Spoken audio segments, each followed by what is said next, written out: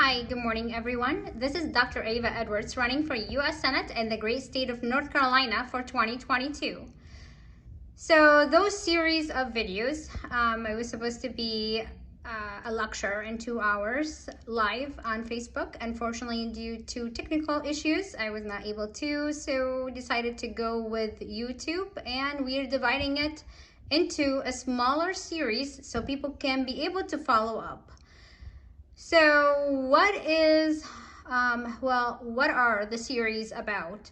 So the series are mainly to uncover and shine light on corruption, to make people understand how they are being used, and to wake up and to stand up to those government personnel who are abusing them, who are brainwashing them, who is creating the hate, the division between the people.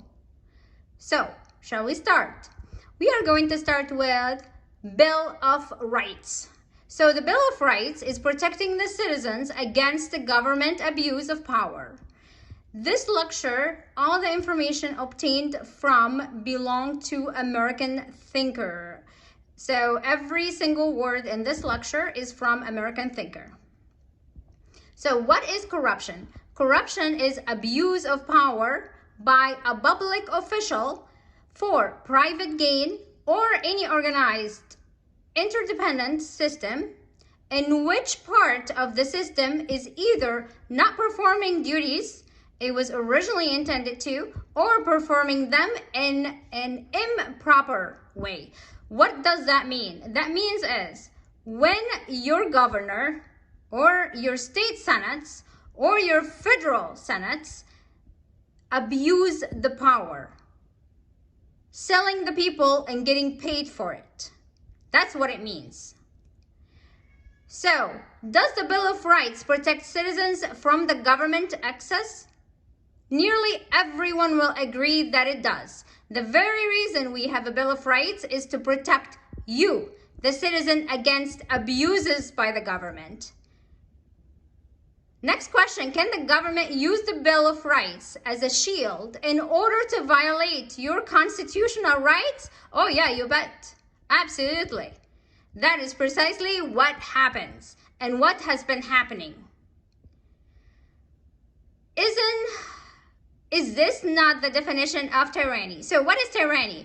Government officials confidently commit crimes against you, against your nation, and against your constitution. And I'm sure the first thing is going to come across your mind is Trump.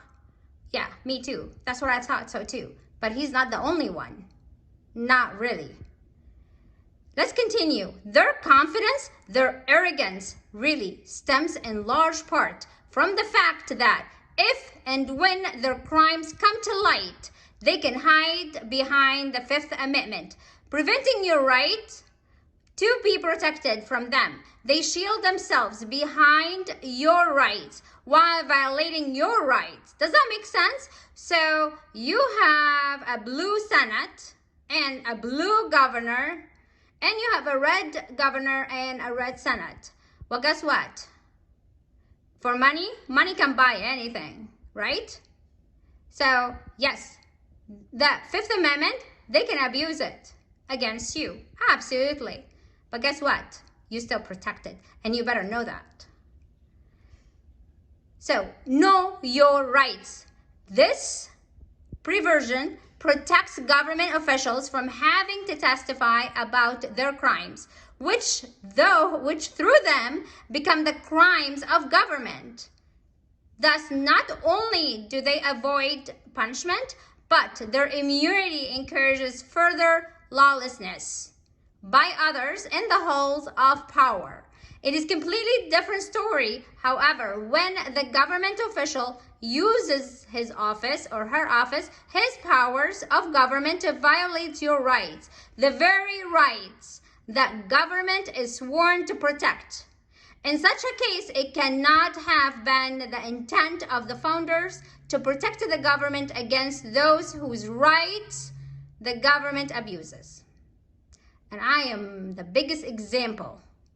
And I am going to walk you through why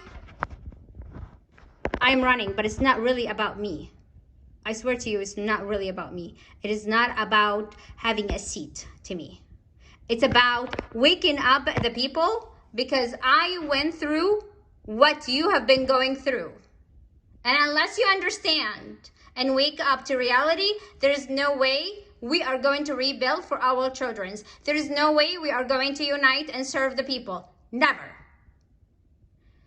So no government have the right to hide its crimes. It should be crystal clear that the government does not have the right to hide its crimes, nor to be shielded by the Constitution designed to protect citizens from governmental abuse. It should be just as clear that every government official has an affirmative duty, an absolute duty to uphold the Constitution. This means that if a government official becomes aware of official crimes being committed against the American people by the government, then he must report it. He must make it public, or at least as public as national security permits. So, state of Minnesota, you failed your people. State of North Carolina, you failed your people. Every state in the United States, you have failed your people. And yes, you will be indicted. Oh, I am so determined to have the people, the citizens, stand up for their rights. So, does the official has any affirmative duty to report to governmental crimes that he or she commits? The Constitution is not a suicide pact. It does not protect the government by shielding it from any crimes committed by use of its authority. Fifth Amendment protections do not protect the government, nor do they shield any office holder acting under his governmental authority. Because during the commission of that crime, he or she is the government. So bottom line, we, you, and I have rights. The bottom line is that when accused of an official crime, no government official has any rights under the Fifth Amendment to refuse to reveal all he or she knows about that crime. If this amounts to self-incrimination, so be it. In such a case, the Constitution he or she abuses against his victims offers him no protection against self-incrimination. None. Instead, it protects his victims against him. Any other conclusion is tyrannical. So, under our Constitution, we are protected against them. Whether it would be Keith Ellison, Tina Smith, Amy Klobuchar, Tim Walz, Peggy Flanagan, Stephen Simon, Governor Cooper, Jeff Jackson, Cheri Beasley, Erica Smith, Tellis, or Bud, or Mark Walker. Every one of them is required to reveal every item of knowledge he has. And in order to protect you against them, they have to. Every item. So, can we indict one? Yes, we can. Because all it takes is just one, and the rest will get dragged. So, can we test it? I would love to test it. I would love to take my case and let's test it in the Supreme Court. Indict one of them, require his truthful and complete testimony, and then let the appeals process begin. If there is any hope for the future of our nation, if there is any hope of forestalling the accumulating forces of tyranny, the court will protect you, not the corrupt officials victimizing you. So it is not about